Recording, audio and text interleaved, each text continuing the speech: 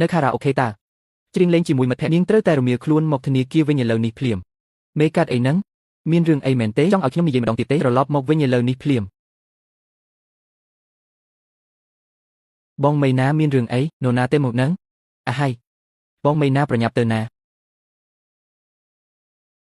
ធនាគារឈឹងស៊ីនសាខាឆ្នេរទន្លេឡើងនេះមានរឿងអីទៅនេះបានជាប្រញាប់ហៅខ្ញុំទៅវិញទាំងយប់បែបនេះ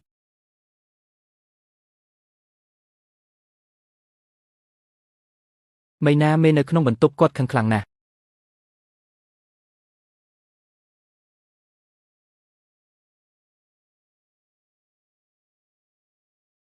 ប្រធាន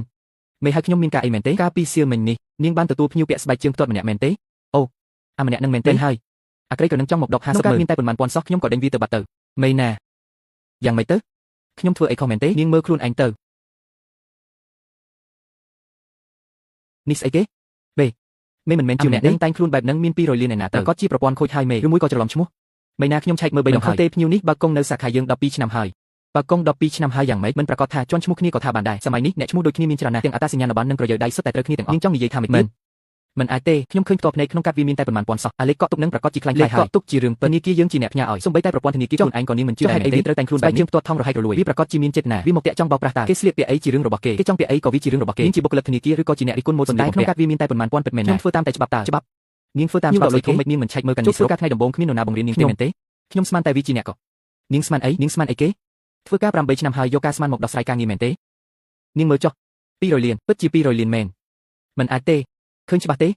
មិនក៏តែងខ្លួនបែបហ្នឹងស្បែកជើងផ្ទាត់ថងរហែកមិនអាចទេ200លានចៅមីណានាងដឹងទេថាលុយ200លាននេះវាមានន័យយ៉ាងម៉េចសម្រាប់សាខាយើងមេខ្ញុំពិតជាមិនដឹងមែនមិនដឹងហើយនៅពោះពេលហើយហើចេញទៅស្អែកទៅជួបខាងផ្នែករដ្ឋបាលខ្ញុំមិនចង់ឃើញមុខនាងទៀតទេ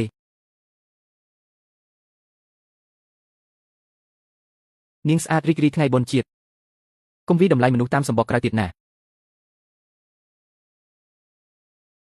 ខ្ញុំគួរធ្វើយ៉ាងម៉េចទៅហាប្រធានការផ្ទេរប្រាក់កំពុងតែដំណើរការ200លាននេះប្រព័ន្ធត្រូវការពេលវេលាដើម្បីពិនិត្យបច្ចុប្បន្នទឹកប្រាក់ដំបូងកំពុងដំណើរការត្រូវការពេលយូរប៉ុណ្ណាធម្មតា1ទៅ2ថ្ងៃប៉ុន្តែបើយើងសហការទាញពេលបន្តិច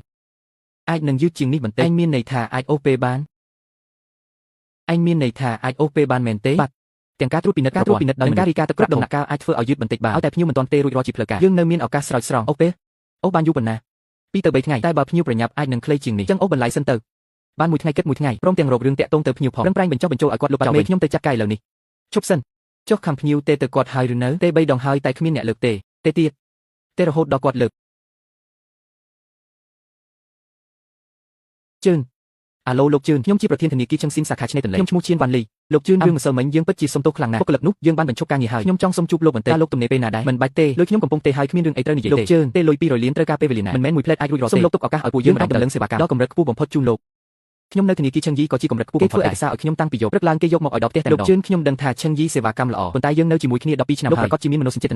នាសូមដកតែ50ម៉ឺនក៏មិនឲ្យផងមកនិយាយរឿងមនោសញ្ចេតនានោះជាកំហុសរបស់ចៅមីណាទេលោកមិនមែនជាគោលការណ៍របស់ធនាគារយើងទេខ្ញុំបានបញ្ឈប់នាងហើយបើលោកនៅមិនទាន់ពេញចិត្តខ្ញុំអាចបណ្ដេញនាងចេញបាន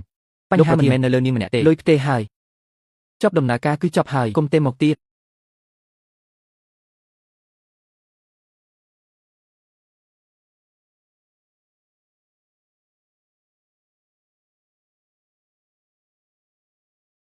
12ឆ្នាំហើយទឹកប្រាក់12ឆ្នាំមិនស្មើនឹងស្បែកជើងផ្ទាត់មួយគូផង200លានឈៀនវ៉ាន់លីសាខាឯងបាត់បង់ប្រាក់បញ្ញើ200លានណាឯងឲ្យខ្ញុំបកស្រាយប្រាប់មេធំយ៉ាងម៉េចទៅគឺជាកំហុសរបស់ខ្ញុំពិតណាស់ថាជាកំហុសរបស់ឯងអតិថិជនចាស់បើកុង12ឆ្នាំហើយទ្រព្យសម្បត្តិ200លានឯងបណ្ដោយឲ្យបុគ្គលិកម្នាក់ដេញគេចេញបាត់រដងឯងគ្រប់គ្រងបុគ្គលិកយ៉ាងម៉េចហ្នឹងថ្នាក់លើដឹងរឿងនេះអស់ហើយខ្ញុំមិនខ្វល់ថាឯងធ្វើយ៉ាងម៉េចក្នុងរយៈពេល3ថ្ងៃត្រូវតាមអតិថិជននេះមកវិញឲ្យបានបើតាមមិនបានទេឯងទៅបកស្រាយប្រាប់មេធំខ្លួនឯងទៅ3ថ្ងៃអតិថិជនកំពុងតែផ្ទេរលុយបាត់ហើយនោះជារឿងរបស់ឯងជាប្រធានសាខាការគ្រប់គ្រងអតិថិជនការបណ្ដុះបណ្ដាលបុគ្គលិកគុណភាពសេវាកម្មមួយណាមិនមែនជាបុគ្គលិកអ្នកហ៊ានទុកភ្ញៀវចោលរួចដើរចេញខ្លួនឯងចេញទៅផ្ទះប្រធានដូចជាឯងធ្វើការយ៉ាងម៉េចហ្នឹងអ្នកទាំងអស់គ្នាស្ដាប់ឲ្យច្បាស់ចាប់ពីថ្ងៃនេះទៅត្រូវពង្រឹងសេវាកម្មទាំងអស់គ្នាបាននរណាហ៊ានមើលងាយភ្ញៀវទៀតគឺបណ្ដេញចេញភ្លាមមិនបាច់រីកាទេចំណែកឯង3ថ្ងៃខ្ញុំទុកពេលឲ្យតែ3ថ្ងៃប៉ុណ្ណោះ